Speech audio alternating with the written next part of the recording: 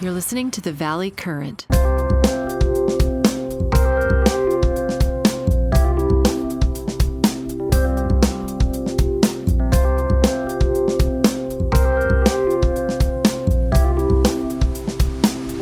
Forrest, how you doing?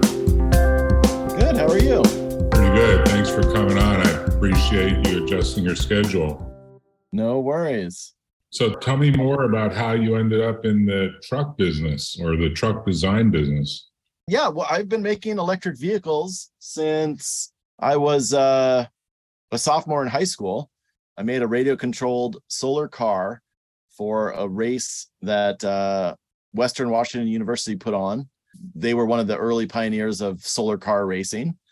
And then when I came to school, I joined the solar car team at Stanford and been building electric cars ever since. What year was that? And did you get interested in this as early as high school, or tell me how you even got started? Well, I grew up in a log cabin, and so I was very interested in kind of alternative energy and alternative housing. My aunt lived in a straw bale house in Colorado, off the grid using solar power. You know, I looked at hydrogen and acetylene and all sorts of different fuels, and it just seemed like electric was the best at that to me, and the one that made most exciting. And then when I was on the solar car team at Stanford, you know, when you drive it, it was a very light vehicle, and it was, you know, obviously very peppy. Most people know now that electric cars are very peppy. So it was just super fun to drive, and that's what got me hooked.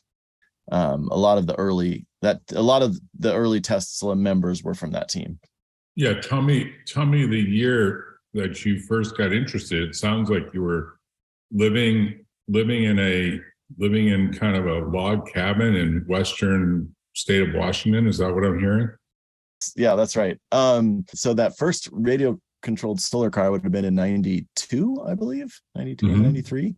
And then I was on the solar car team 95, so 94, 95, 96, 97. And then I joined Tesla in 2005.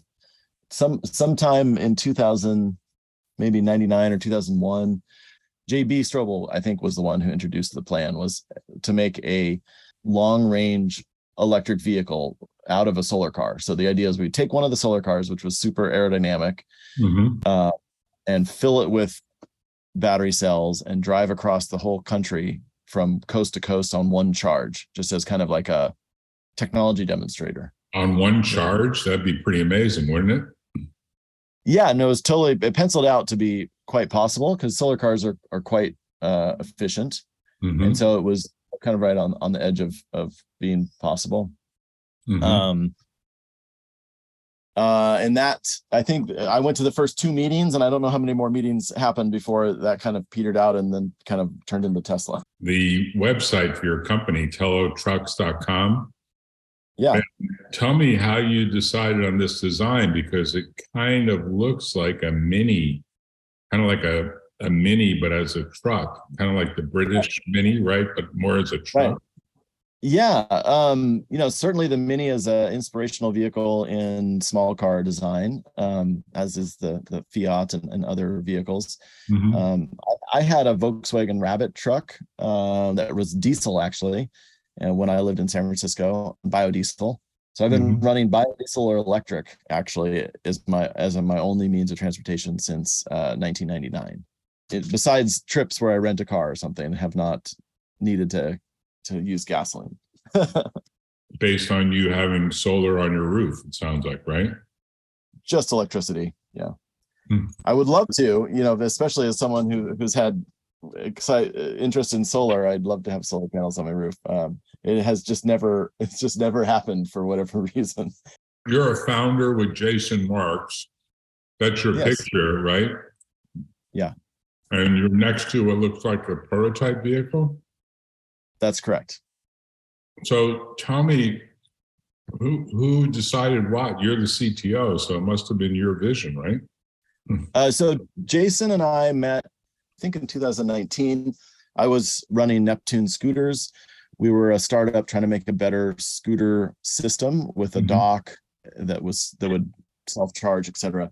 So Jason came to me from my experience at Mission Motors. I get a lot of people who come to me and want to talk about electric motorcycles, and he wanted to build an electric motorcycle, and I liked his design, and we designed it, and then we decided Neptune wasn't going to make it, and he wanted us to join him, so we kind of joined up to make this motorcycle.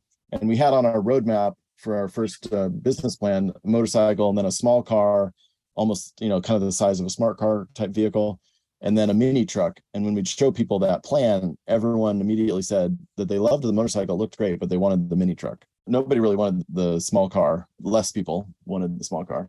Everyone that we show this to says they want this truck. Let's do a quick survey. We surveyed 100 or 200 people between San Francisco and LA, and 89% of them wanted the truck. And we were probably biased towards motorcycle riders in the first place, because we were really kind of hoping that they wanted the motorcycle that we'd already made. And so we pivoted that Monday. We changed everything. We decided to do the truck. Jason was very passionate and had been about making a truck that would be the same size as a Mini Cooper 2-door, so 152 inches in length. And so we mapped it out on the floor in tape, and that tape is still there. And we just designed everything from that first box to really be a small vehicle. We both are sports enthusiasts, mountain biking, snowboarding, sailing, and we both have dogs. So I have two dogs, a 40-pound dog and a 90-pound dog. He has one dog, a 150-pound dog. So he technically has more dog than I do. It looks like kind of a really small truck, but it looks like it could also be a small van, because you have a picture where the truck is enclosed. Is that a future idea, that enclosed? Yeah, I mean, I think one of the things we wanted to do is, we've both been truck owners and we have had various cabs, that fit on the back, and they never feel like they were original equipment. They were never designed from the manufacturer to be just perfect. We both have this desire to have a cab that fits the design and it's just perfectly fitted on the back.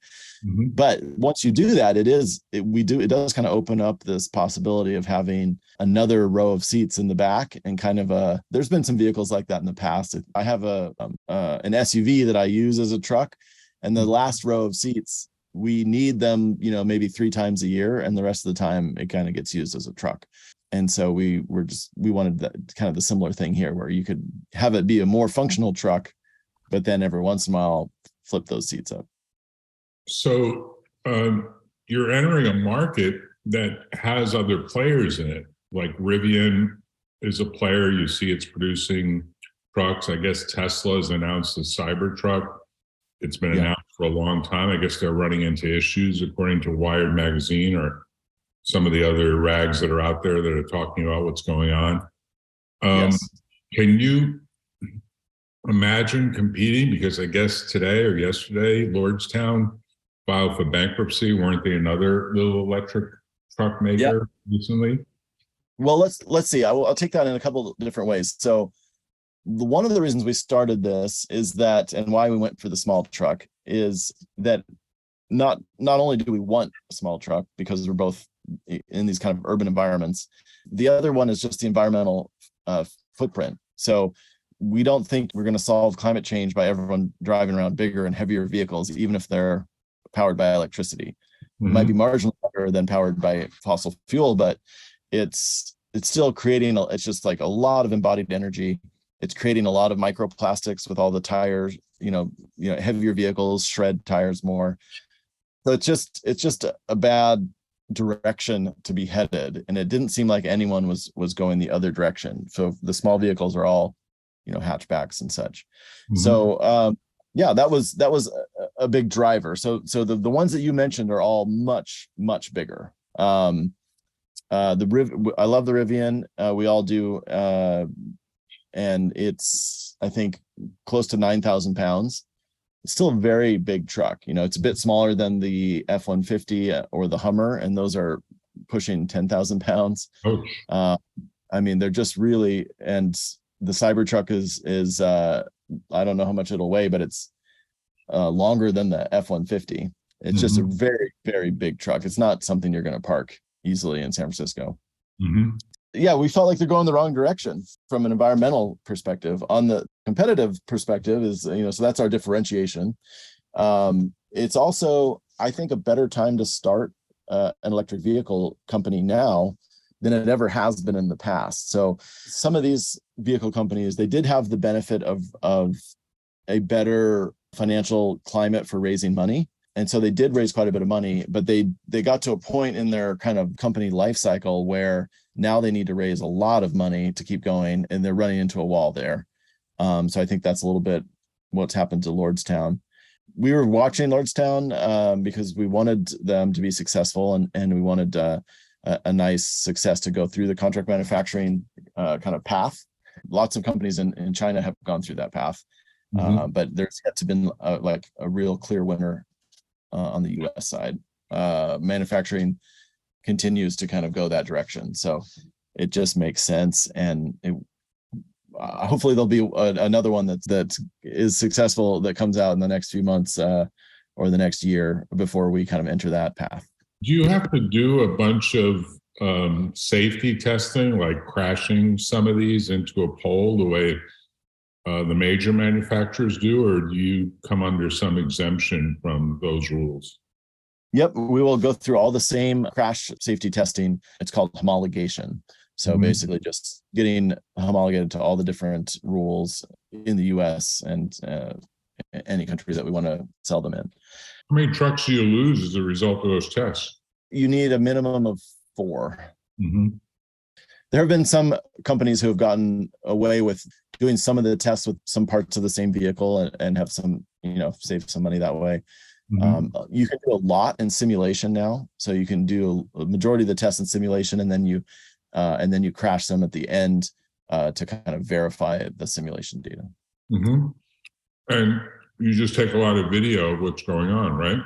Yeah. Oh, it's more than just video. Yeah. There's sensors everywhere, measuring every little thing. And what are they looking for?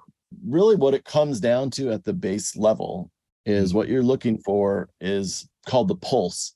You want a pulse that is below the amount of energy that would damage somebody's heart or brain.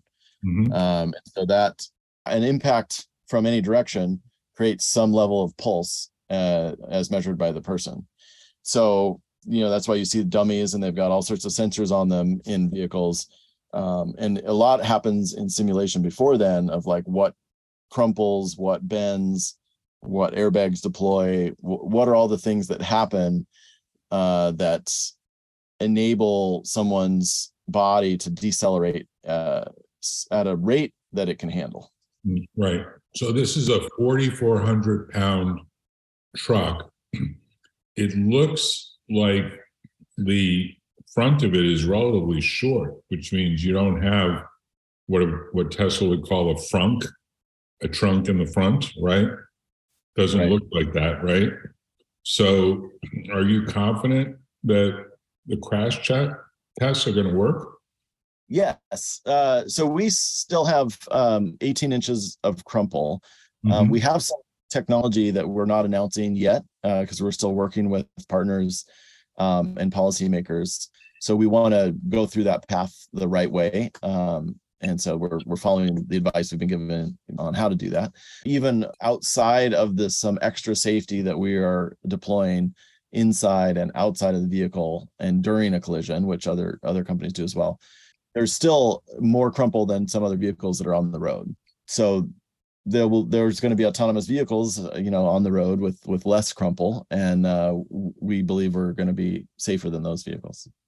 So do you worry about this full automated driving that Tesla and I guess others are pushing? If you look at the ads by GM, I saw an ad, I forget when, it was a week or two ago, where literally people were taking their hands off the wheel of a GM pickup truck, a Silverado, and they're selling the, full, what are they calling it? Full automated driving or full self-driving, FSD, level 5, as though it's about to occur. Do you need to compete in that area as well, or is that kind of really irrelevant?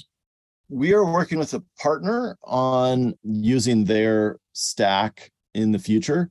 So we're kind of, we're working with them to make sure that we're designing things in now that and systems that allow us to communicate, and that we're making the right decisions on components and various protocols so that we can incorporate their stuff. But the short answer is that we're going to use a third party, and we're not really focused on having this vehicle be autonomous for consumers. We do think there's more of a play in deliveries. We're kind of going after consumers that really, this is kind of our ethos, is that we want to take the technology that has been kind of created for autonomous vehicles and use it to give people a better driving and a safer driving experience, but without kind of like trying to fool them into that they're safe not driving. So I just feel like there's still a lot of corner cases, and I'm not really sure that there's that much value. There's a lot of hype. And a lot of hype. Yeah, there's a lot of hype. A lot of hype, and I think it's cool. But it's nice to have driving be safer and easier. But I think that's, if you have a human on board, it's really hard to match the ability of a attentive human. And so I don't think it's a great idea to try to lose that capability. Yeah, I'm wondering if you need to sell more on this being a sporty utility vehicle that you want to drive, as opposed to something that's going to be like the Chevy Silverado or the Ford F-150 or these other big honking trucks that really, they're sort of suggesting people can kind of sit back and let it drive itself. The Cybertruck, I think, is sort of an oddball non-worry for you guys, because it's probably twice the price, twice the weight, twice the length. It's so different and exotic that it's only for people that really want to just have some sort of snob factor. It looks to me like what you have is more of like the perfect urban utility vehicle for kind of making stuff happen around town without breaking your neck. That's what we think. That was our intent in building this, and that's what we want to drive personally. So you have to position it in a way for people that want to see it as sort of fun. I mean, the thing that came to my mind when I first saw the picture of it is this, particularly the picture of the sort of enclosed version, is it reminded me of VW is coming out with a version of its van that's electric, that old time bus that they had. Yeah. I don't know if you've seen the prototype, or maybe it's even on the market now, but they've got an electric version of this, classic VW bus that is kind of relatively small compared to other vehicles that are out there. And I don't know what the weight is like. I don't know what the length is like. The price, I think, is higher than your price point. I'm not sure what the price is. And I don't know how the performance ranks, because you obviously have some pretty good numbers. 0 to 60 in 4 seconds, 500 horsepower, and 350 range. That's pretty significant. 350 is probably longer than some of the Tesla S models that are out there, right? Yeah, I mean, I think it'll be fairly comparable to the X, maybe a little bit better. I think the X is in the 330 to 340. So yeah, it will be in that 350 range. So it's quite an innovation that you have. I'm kind of curious, can you sell them at 50,000 a pop? Or is it like, no, well, you have to figure the tax advantages really reduce the price between the federal and state credit that's out there, and that's really what makes it work. We pre-sold 1,000 of them in the first 65 hours or something of us kind of launching out of stealth, and continued to grow pre-orders. Yeah, I think we can sell them at that range, and that price isn't too abnormal for other vehicles. The Toyota Tacoma is another truck we love. Our interior dimensions are all very similar to, slightly larger actually than a Toyota Tacoma. Right. And those and those sell for in the $45,000, $47,000 kind of range. Okay. So I don't, sometimes people hear the price and they're not maybe up on what cars, what equivalent cars are costing these days. And with incentives, if you lived in Colorado, it would be like 37,000 if you made below a certain threshold. Yeah, I mean, I think it's a really unique selling proposition, and I know you're raising money. So tell me more about how much you're trying to raise and where you're at right now in terms of the process of raising money. Yes, we are raising money. So far, we've done everything on a pretty lean budget. We're raising our, I guess now you'd call it a seed round, or maybe I would have called it a Series A, but we don't have a specific amount. I mean, we kind of have two different milestones that we're in conversations with investors about with this next round. So that's the goal. So if you raise the money you need to raise, whether it's seed or Series A, and you start building this and you get through that testing, when you have to find, and I assume you're ready to identify one or more contract manufacturers, likely overseas or here in the US? Yeah, we've already had, since our launch, several have reached out to us, and we are in conversations with them that would build the first 1 to 100 kind of vehicles. So both for testing and for marketing and engineering, and then doing the next 500 kind of range for the first deliveries before we ramp up with a larger contract manufacturer that would be in the range of 5,000-10,000 a year. So at first, depending on demand. That must be at least 18 months away, right? Yeah. Or even more. Yeah, we want to deliver the first small numbers of vehicles in 2025, and large numbers in 2026. So it's a pretty ambitious project, and it's all going to be done through online ordering. You're not going to have any actual showrooms, right? That's correct. Well, it's a pretty interesting approach. I mean, Tesla does it sort of the same way, but they've got service centers, they've got showrooms, they obviously have a charging network. I assume you're going to leverage off of their charging network because everyone seems to be doing that now. Yeah, I mean, our plan was to do that before we'd heard any of the announcements, so it's not necessarily unique, but they have the best network for sure. So there's hands down, everyone should use their network. It'll be interesting to see how that affects their network, but we'll be using the NACS, Tesla's standard. Yeah, that standard plug that Tesla provides, which I guess they put in the public domain. They don't really charge you a license fee for it, right? I don't know the specifics, so I don't know if I'm assuming Ford and GM know the specifics now since they've announced that, but we haven't. We don't have anything to announce with them. No, but I think the plug itself, like when you're going to have a receptacle that matches their plug, exactly, right? Yep. They don't charge you. I don't think they patented. I think they put it in the public domain. I could be wrong about that.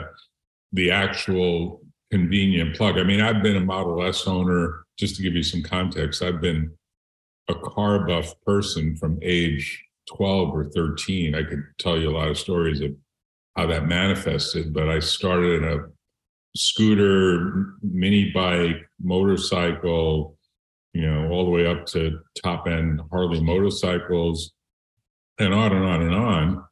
And now, of course, Tesla came out with an electric Model S, and I was on their waiting list.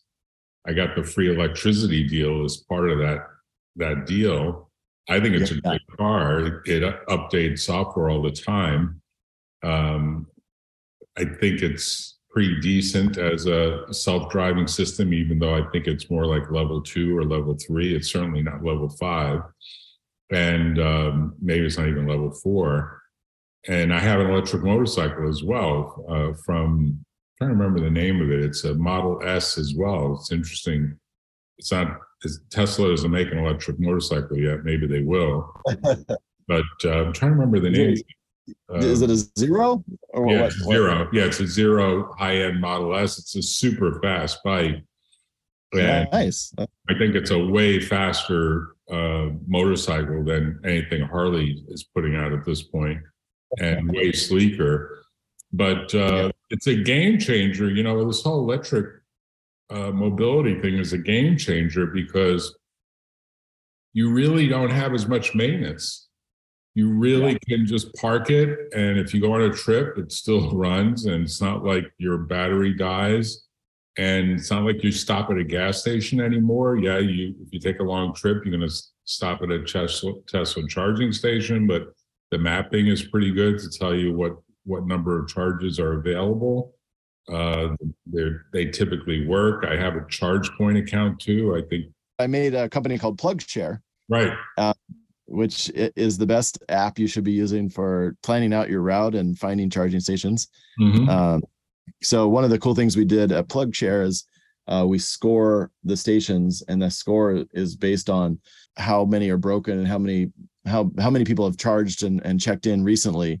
So you get a sense of like, is this really an active and in use station that's likely to be working, which is when you're not using the supercharger network, that's really important information. Yeah, I mean, I have to tell you, I think there is a great business case. I mean, I have an MBA from Columbia University from quite a while ago and a law degree from UCLA from even further back. But I've been doing this stuff for over 4 decades. And I think the actual use case for a small utility truck is all these maintenance guys that are running around with these little Ford Rangers. And I keep thinking someone's going to corner the market by going to all of these little companies that have, fleets of these small trucks that they're, of course, paying maintenance and gas and oil changes and everything else on. Just say the total cost of ownership for running this thing for maybe the next 10 years is really a small fraction of what you're paying between the gas and the oil changes and the spark plugs and tune-ups and everything else that goes with an internal combustion engine vehicle. It's a game. Absolutely. And I keep thinking, that's a bigger market and more immediate market than what I'll call the enthusiast that wants to use it more like a small SUV. But I could be wrong about that. I just think that market doesn't. We think you're right. That market knows they're going to do maybe 70 miles a day max, and then they're going to pull in and pop it into the charger, right? Absolutely. And we think the same thing. But we've seen quite a few companies really go after, the commercial fleet or truck market. And it's a really hard thing to start out from day one doing without a successful consumer product first. Is that right? Is that right? You got to do the consumer thing first before you go commercial? Because then when you go to talk to commercial, they know that you're making so many a year that you're going to continue to make some and you're going to service them, and they're not going to have a stranded asset. Wow. So that's kind of their big issue is, one, they have a very long sales cycle. So you have to prove to them that you have that low total cost of ownership. Okay. And then if you do that, prove it to them, they might buy them the next time they buy their amount of vehicles, which is probably next year, or it'll be in the budget cycle next year for the year after that. So it can just be, it can be hard to make that cash flow work for a company that's going only for fleet vehicles.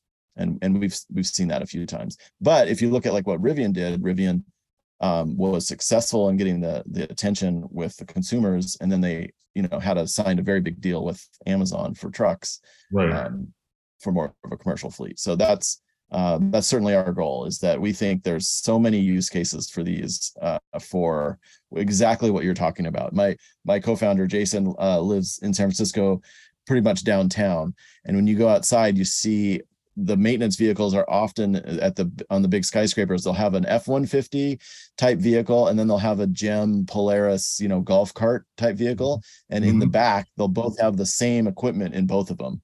Wow. And they need one of them for going on the freeway and getting across town to that other site that they manage. And they use the other one for doing the exact same thing, but it can maneuver and does it locally. And you replace, both of those maintenance schedules with one vehicle that doesn't need a maintenance schedule. It'd be super attractive. I'm where I'm sitting right now in San Carlos. My next door neighbor is a auto parts distributor, and he's got 4 or 5 of the shortest, smallest pickup trucks that exist out there. I think I don't know exactly what they are. I think they're Rangers, and they're driving around town delivering auto parts. They could totally use these, Right.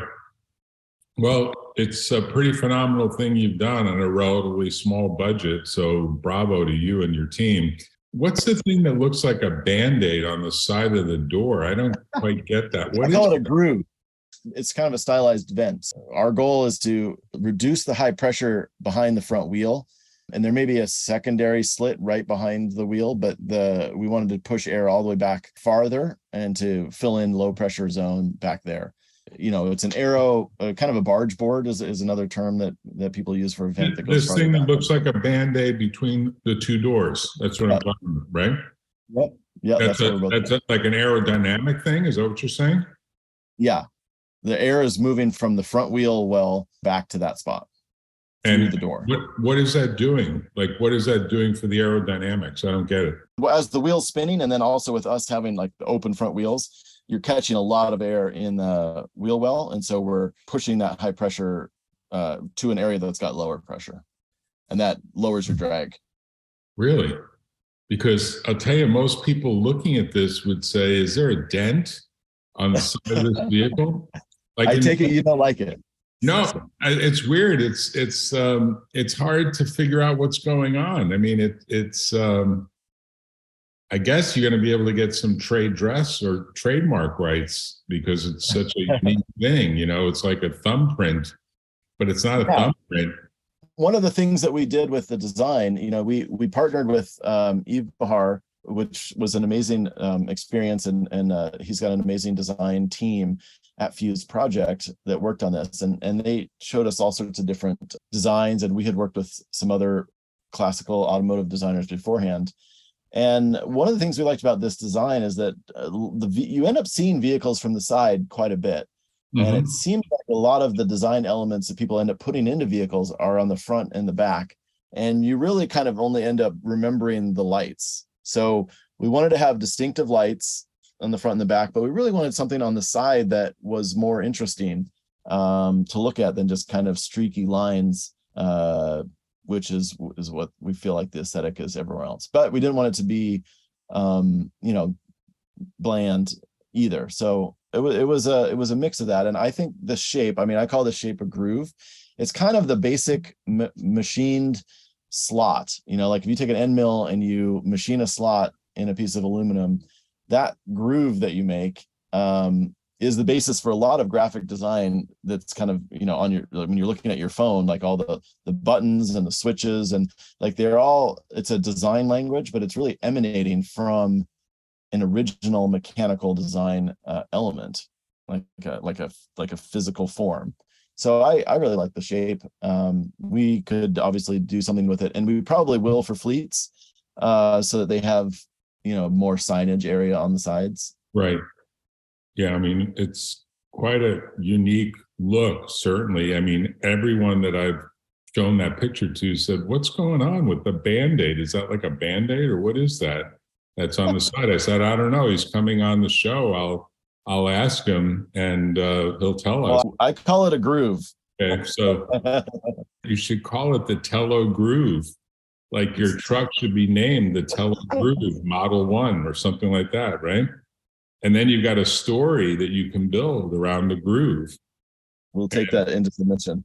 No, seriously, I have to tell you, if it gives you a story and it explains something that otherwise puzzles people, then you could kind of say it's part of being cool and being groovy if you're back in the 1960s, when I grew up lusting various vehicles. Anyway, it's quite a great story. So Forrest, thanks for coming on. I'll follow up by email, and I'll send you the link to this because you told really the history of this and where you're headed with it. It's quite an interesting entrepreneurial journey. And I wish you the best of luck with this new design for a new electric truck. It's quite an interesting thing. Thanks so much for having me, Jack. All right. Talk to you later. Bye-bye.